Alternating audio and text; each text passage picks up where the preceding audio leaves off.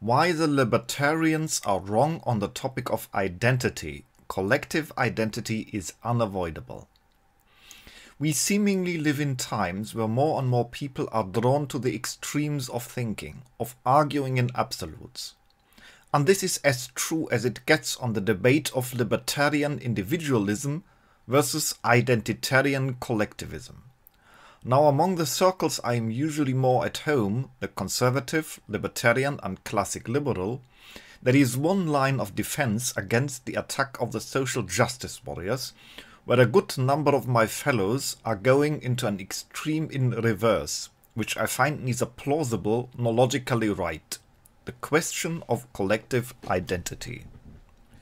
As a social scientist of classic education, I'm still in part puzzled how so many scientific topics, which once were exclusively up to sociologists to talk about, became such a focus for laymen to use as arguments.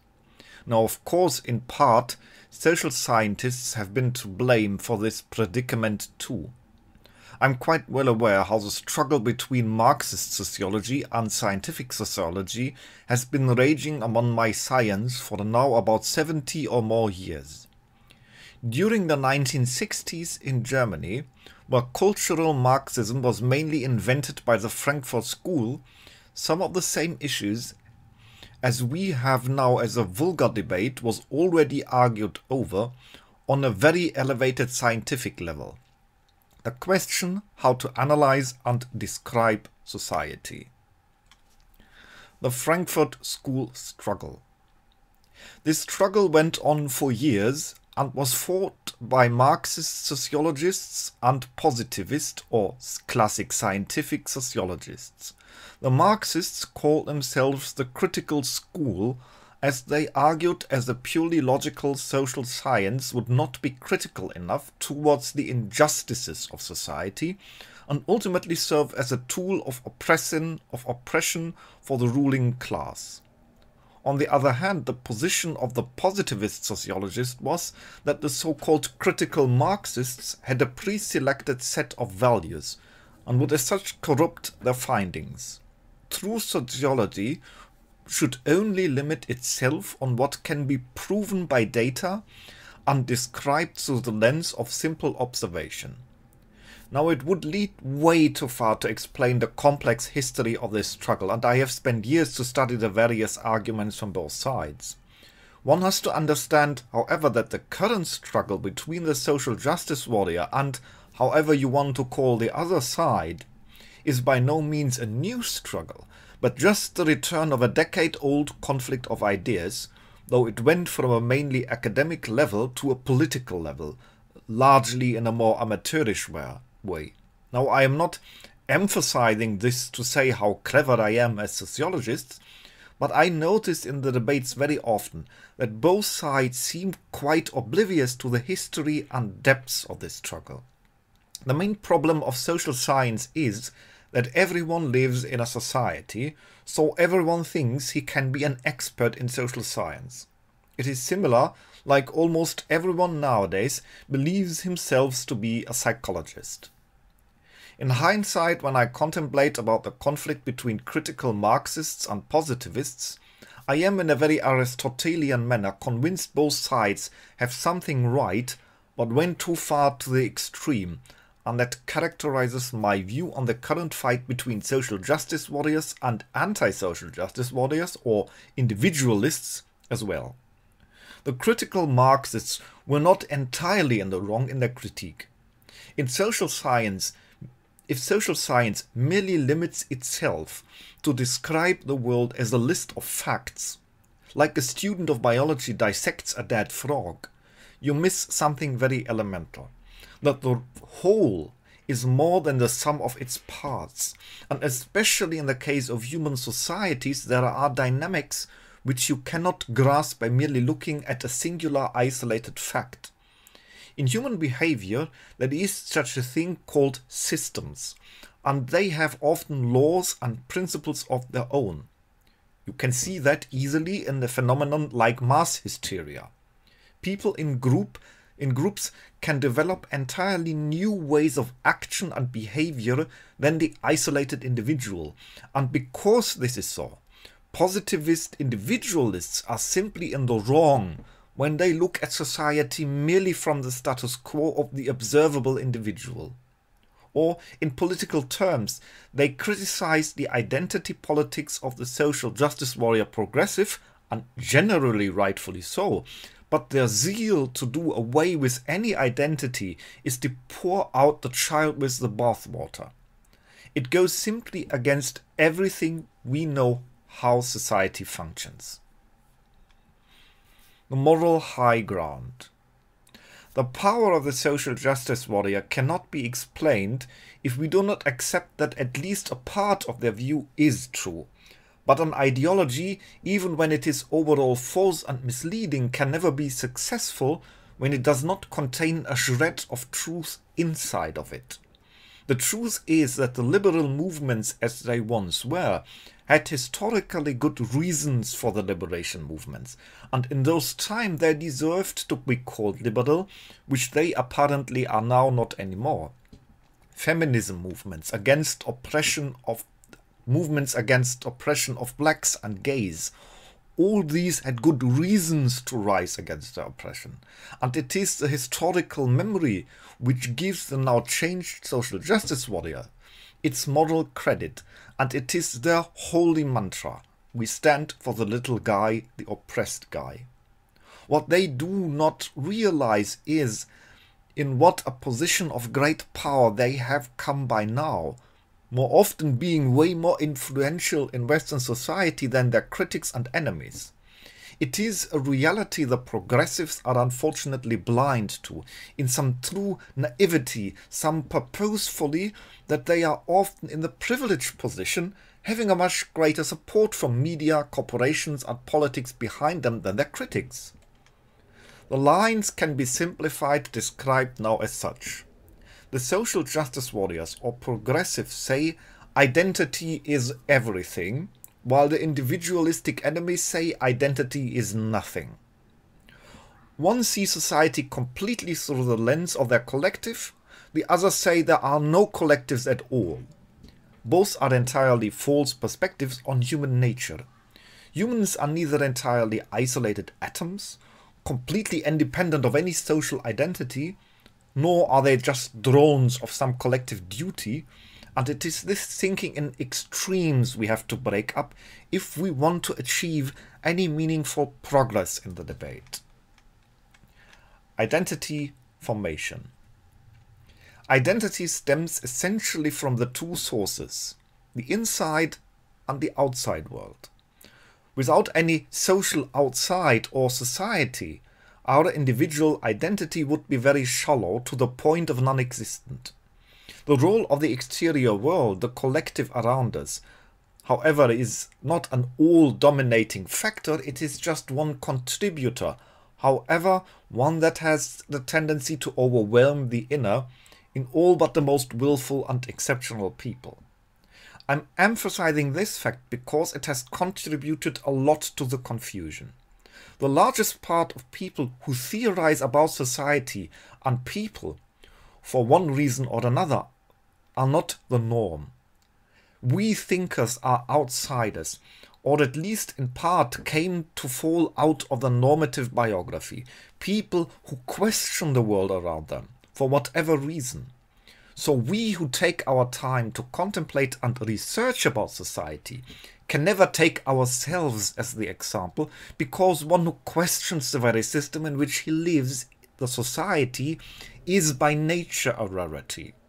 The overwhelming number of people living in society usually take what is for granted. It is very tempting for a philosopher, historian or social thinker to use himself as example, and that flaw more often falls to the individualists and libertarians. They are a rare cut of people who are strongly independent either by choice, more often through traumatic experiences, but they falsely assume the mass of people out there would desire or could muster such an isolated self-made identity. We are the exotic exception. It is not a matter of arrogance to acknowledge this, but any serious thinker or scientist must know the prejudices coming from his own unique position. The reality is, a people is not a gathering of philosophers and thinkers, nor do they desire it to be so. Most people want regularity and predictability. The main reason that we began to filter reality is that reality itself is an endless ocean of chaos, of possibilities, and we would be totally overburdened with the idea to give sense and meaning to everything we do in every situation anew. The individualistic ideal to walk through life without prejudices of experience, of groupthink, of habit and cultural lenses is not only inhumane in its demand, it is simply an absurdity. The reality, every human prefers the known to the unknown, and as such, that which is like him over that which is not like him, is both part of our nature and is a matter of rationality. We simply cannot calculate every single thing we do in itself. We need to have systems of pre-selection, otherwise we would be totally unable to act. As such, we must accept that we take irrational, illogical, pre-selected standards. One may regret that this is so, but it is unavoidable. Humans are not entirely rational creatures. In fact, all we know from psychology and human history shows us that we are largely irrational, emotional beings. Reason is actually only a very thin layer, which has a great civilized comfort zone as prerequisite. Every account on human history shows that once shortage and need breaks into our comfort zone, we are very easily letting go of any level of civilized reason and primal circuits are being activated. The individual human is extremely weak and vulnerable. It is only in the comfort of a very advanced high-tech society that the luxury of individualism can be afforded. The more we would slide back to a more primitive system of society, the less individual freedom we would have. So, the libertarian individualists have it all backwards. Individual rights are not a pre-existing mythical status of humanity whereupon the oppressive society was built, like the myths of Rousseau of the ideal society of the past. That is a historic fake story. Humans were from their beginning social beings and part of a collective. On the contrary, the individual rights can only be claimed and manifested as human technology progressed and human societies became more complex in organization. Individualism is the benefit of a well-organized collective. It is a luxury good that only can be reaped when the collective, the society, is well organized. Otherwise, individualism would work only in the most primitive life, like of Robinson Crusoe, and even there it exists only in the fictional reality that there are no other people threatening him. That is why almost all libertarian explanations are taken from merely theoretical examples, and never from examples of actually existing societies. They take a completely isolated laboratory setting, like the dissected dead frog. Arthur Schopenhauer once said, "Every stupid boy can kill a bug, but all the scientists of the world can't make one." And that is the problem of the reductionist method of the libertarian and individualistic thinker. They see only the individual and overlook that we are part of systems from the very beginning, and these systems have mechanics of their own. The wisdom of balance. We form our identity in relation to our environment, and this environment is both the material world and the social reality, the family, the tribe, the nation, the various groups within society to which you belong. It is a proven part of our nature that everyone prefers people he regards to be in his group. This is how every social system works. It defines in-group and out-group. We create our identity by imitating the in-group and by delineating ourselves from the out-group. This is what I am, and that is what I am not. It is impossible to escape this. Even in the smallest number of people, these mechanics are at work. The individualistic demand that we all should just view ourselves as individuals based on individual merit is a totally unrealistic utopia, as utopian and against human nature as its reverse socialism. Both hyper-individualism and socialism are ignorant to human nature and as such are inhumane ideals. We are beings who love to relate ourselves to others, both by seeking similarities and seeking allies, and in competition and delineation. We want to be like others within our group, and we want to be different from the others. That is unbreakable human nature.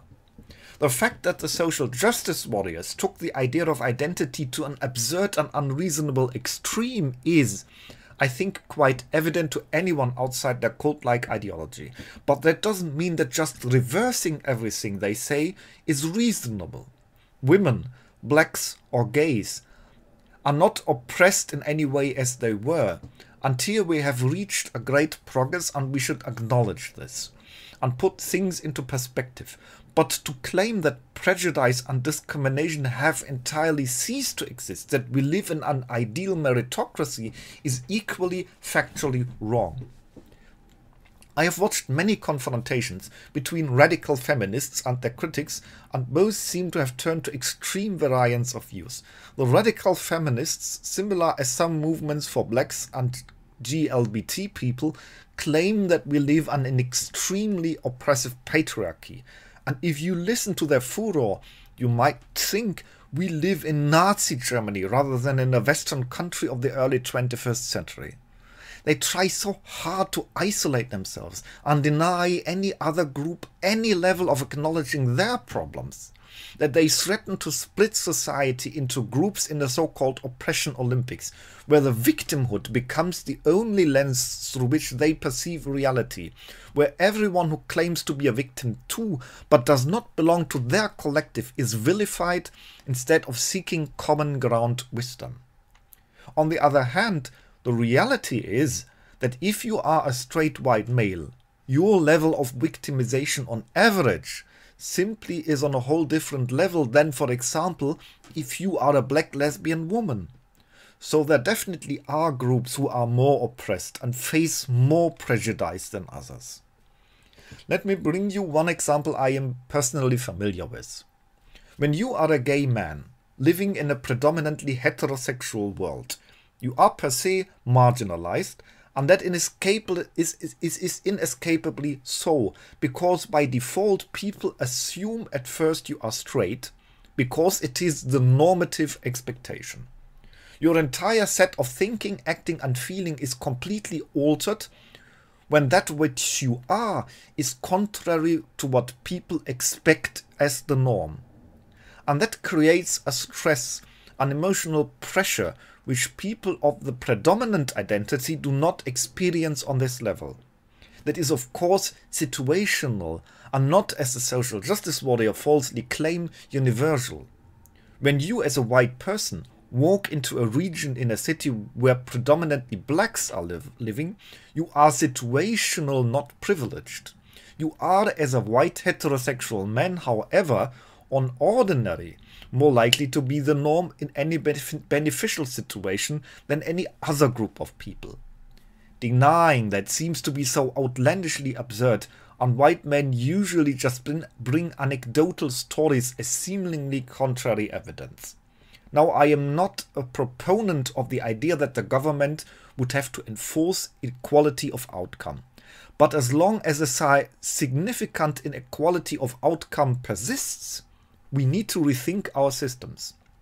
In a society of true equal chances, a very representative sample of outcome should logically be the case.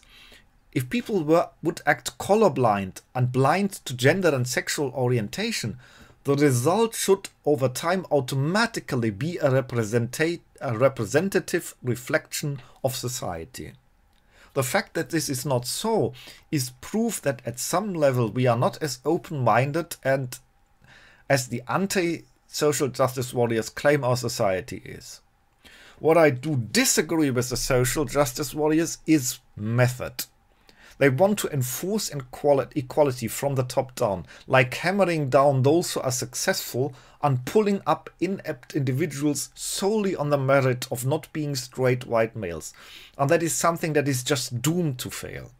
If you keep people of merit out and elevate people beyond their actual abilities merely to fill a quota, you plant the seeds for true racism, true sexism. You divide society rather than unite and thus create and multiply the very evil you claim to fight. There is only a tone of being sanctimonious from the social justice warriors that drives people largely to the opposition, who otherwise and in general would have had sympathies for their basic claims, namely to fight oppression and harassment. On the other hand, the individualistic counter-utopia to just annihilate any collective identity to solve the problem is completely unrealistic. People always flock together based on common experiences, and part of these experiences always hinge on biological group, your gender, the color of your skin, your sexual orientation. And then also on the strong cultural identities. It is a false perception from both the left and the individualistic libertarians that cultural identity would be something thin and weak compared to biological realities. Cultural identity is one of the strongest factors of human history. Any war or conflict reveals the truth of this. Injuries done from the one people to another remain in the collective memory for centuries, and very vividly. Often they linger unknown for a century or more, seemingly vanished, only to erupt again with unbelievable brutality. The entire ongoing of the Yugoslav war during the 1990s are one example of this. Memories from hundreds of years ago suddenly burst to the surface and cause hate, violence, massacres and war. Cultural traumas, cultural memory and identity are very strong currents of human nature. Nothing we know from human history gives us any indication that we are capable to leave that behind. It may be dormant when food is plenty and the quality of life is good, and that creates the illusion of the reasonable human being who can live in an idealist libertarian utopia where everyone is a monad of self-determination and fair exchange. But the times of comfort deceive us about the true human nature, which is way more violent and chaotic in reality, and because of that, humans will always incorporate themselves in sets of ideologies and systems of collective identity. The solution is not the utopian pipe dream of libertarian total freedom, but the reasonable balance between the needs of the collective, of which we are part, and the need of the individual, not the game playing one against the other in an absurd absolutist thinking of left versus right.